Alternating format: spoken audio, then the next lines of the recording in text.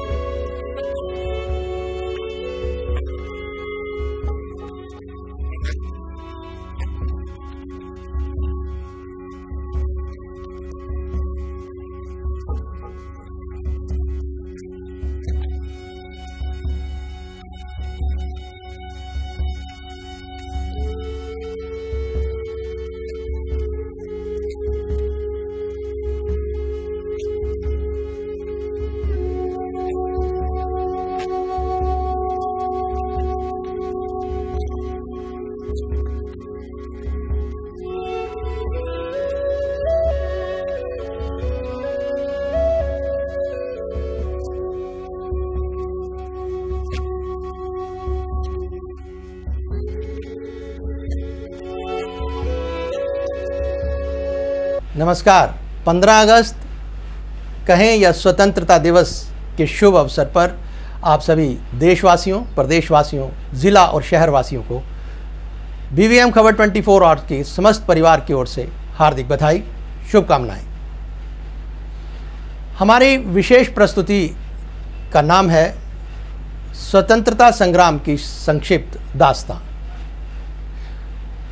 उस मुल्क की सरहद को कोई छू नहीं सकता जिस मुल्क की सरहद की निगहबान है आंखें। देश के 68वें स्वतंत्रता दिवस के अवसर पर शत शत नमन उन सभी निगहबानों, पासबानों जिन्होंने अपना सर्वस्व न्यौछावर करके भारत को बाहरी आक्रांताओं और अंग्रेजी हुकूमत की गुलामी की बेड़ियां काटकर आज़ाद करवाया। इसी देश के लिए कभी गीत गाया गया था, जहां डाल डाल पर सोने की चिड़िया करती थी बसेरा, वो भारत देश है मेरा, जरूर जरूर। डाल डाल पर सोने की चिड़िया करती है बसेरा, वो भारत देश है मेरा, वो भारत देश है मेरा।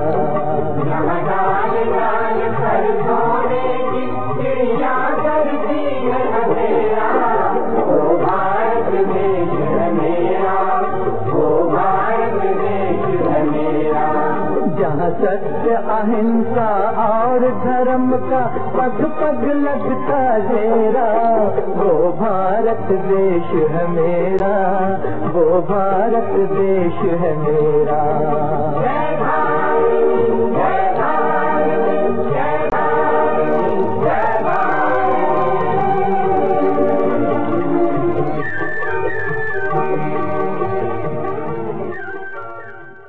ये सच है कि हमारे देश में संसाधनों की कोई कमी नहीं रही और आज भी नहीं है। देश के प्राकृतिक संसाधनों को ही हमने सोने की चिड़िया की संज्ञा दी। सच ये भी है कि सोने चांदी जैसी कीमती धातुएं और हीरे जैसे रत्नों की भी कोई कमी नहीं हमारे देश में न थी ना आज है। लेकिन पात पात पर बैठे विश्वासघातियों, गद्दारों और खुदगर्जों के बाहरी आक्रांताओं और हुक्मरानों की आगोश में जाकर अपनी खुदगर्जी का पर्दाफाश करने वालों ने देश के शूरवीरों और बलिदानों को शिकस्त दिलवाने में जो भूमिका निभाई है, उसकी जितनी भर्त्सना की जाए उतनी कम है। लेकिन दोस्तों, गम इस बात का भी है कि विश्वासघाती वह मानसिकता आज भी जिंदा है, आज भी जिंदा है। जब तक हम इस तुच्छ और हीन मानसिकता को नेस्तो नाबूद नहीं करते, तब तक हम बाहरी खतरों से बच नहीं सकते।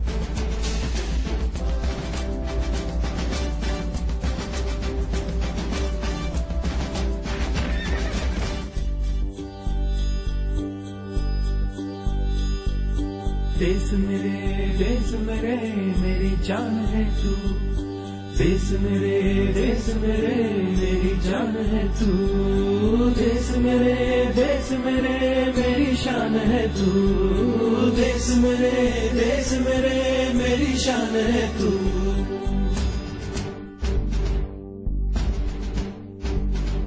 मिटाने से नहीं मिटते, डराने से नहीं डरते, वतन के नाम पे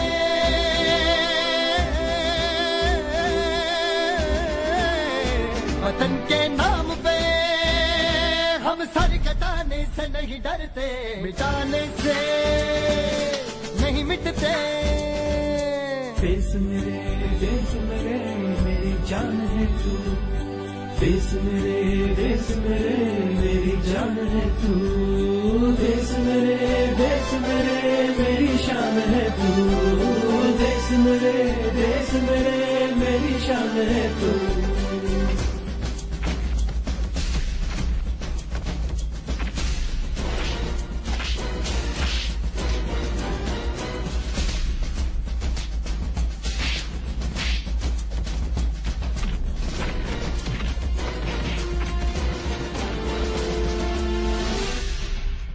हजारों ख्वाब रोशन कर सुलगती सी निगाहों में, सुलगती सी निगाहों में।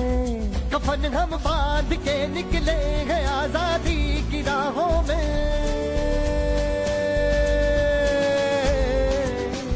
कफन हम बांध के निकले हैं आजादी की राहों में। निशाने पे जो रहते हैं, निशाने से नहीं डरते। देश मेरे मेरी जान है तू। मित्रों, भारत की आज़ादी के आंदोलन की उम्र लगभग 200 साल की कही जाए तो उचित होगा, जिसे हम सन 1757, 1857 तक और सन 1858 से 1946 तक के पीरियड में अंग्रेज़ी हुकूमत के विरुद्ध हुई हिंसक कार्रवाइयों और उग्र कहें या फिर सशस्त्र संघर्षों के माध्यम से देख समझ सकते हैं। समझने वाली बात यह भी है कि पहले 100 साल में देश प्रेमियों और बलिदानियों ने इस बात के लिए संघर्ष किया कि ईस्ट इंडिया कंपनी को नेस्तो नाबूद किया जाए। लेकिन क्या ऐसा हुआ? और अगर नहीं हुआ तो क्यों? आपको मालूम है तो बहुत अच्छी बात है, अगर नहीं तो हम छोटा सा प्रयास करते हैं। मेरा रंग दे बसंती चोला, मेरा रंग दे बसंती चोला, मेरा रंग दे बसंती चोला, मेरा रंग दे बसंती चोला। हो आज रंग दे, हो माए रंग दे, मेरा रंग दे बसंती चोला, मेरा रंग दे बसंती चोला, मेरा रंग दे बसंती चोला, मेरा रंग दे बसंती चोला, आए रंग दे बसंती चोला। दोस्तों, आज के कोलकाता का पहला नाम कलकत्ता था। कलकत्ता से 150 किलोमीटर दूर भागीरथी नदी के तट पर बसे पलासी शहर का नाम हम सब जानते हैं, सबने सुन रखा है।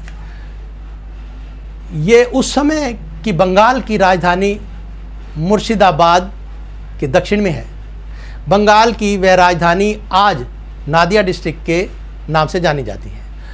यह लड़ाई किस किस के बीच हुई और क्यों हुई, ये जानना बहुत ज़रूरी है।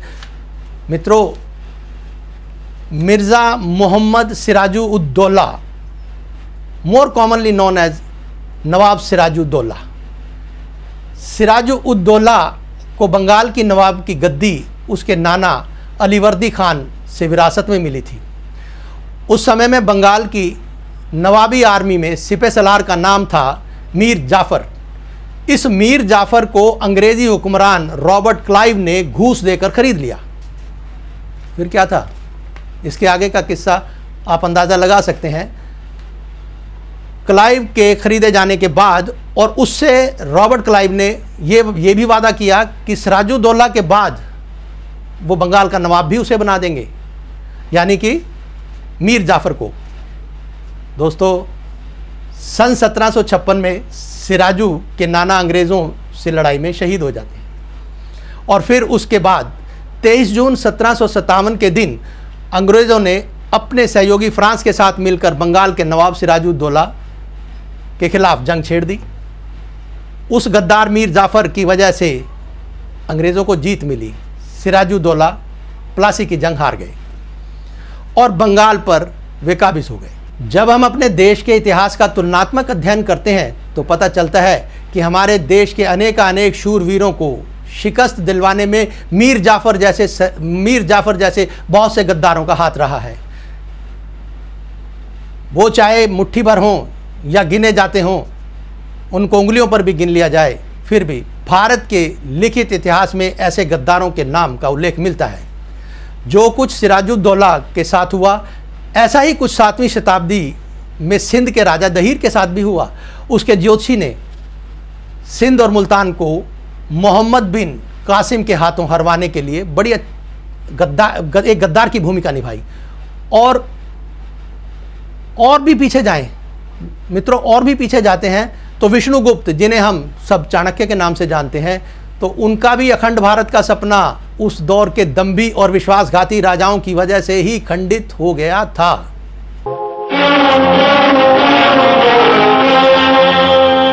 ऐ वतन हमको तेरी कसम, तेरी राहों में जहाँ तक लुटा जाएंगे। फूल क्या चीज है तेरे कदमों पे, हम भेंट अपने सरों की चढ़ा जाएंगे। ऐ वतन हमको तेरी कसम, तेरी राहों में जहाँ तक लुटा जाएंगे। ऐ वतन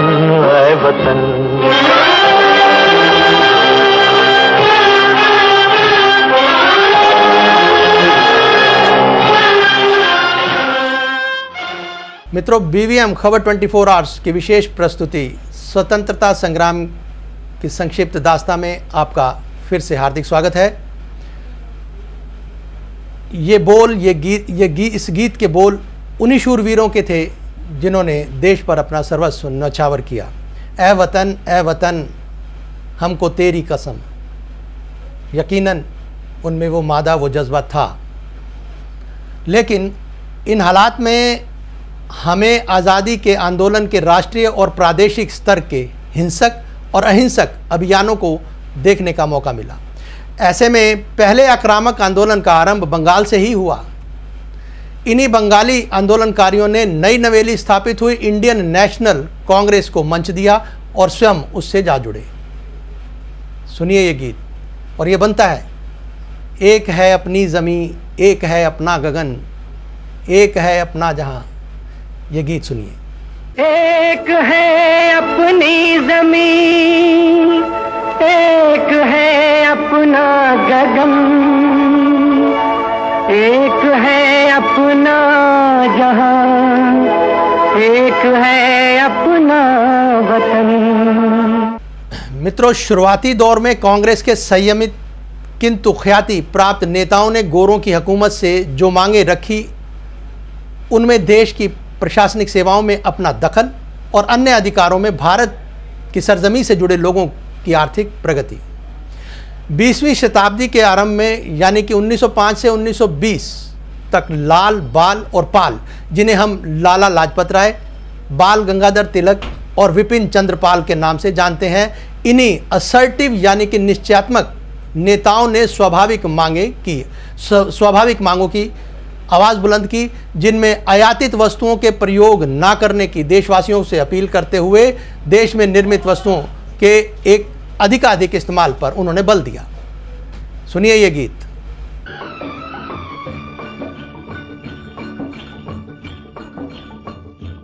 मेरे देश में हो, मेरे देश में, मेरे देश में पवन चले पुरवाई हो, मेरे देश में, मेरे देश को देखने भाई सारी दुनिया आई, मेरे देश में हो, मेरे देश में पवन चले पुरवाई हो, मेरे देश में।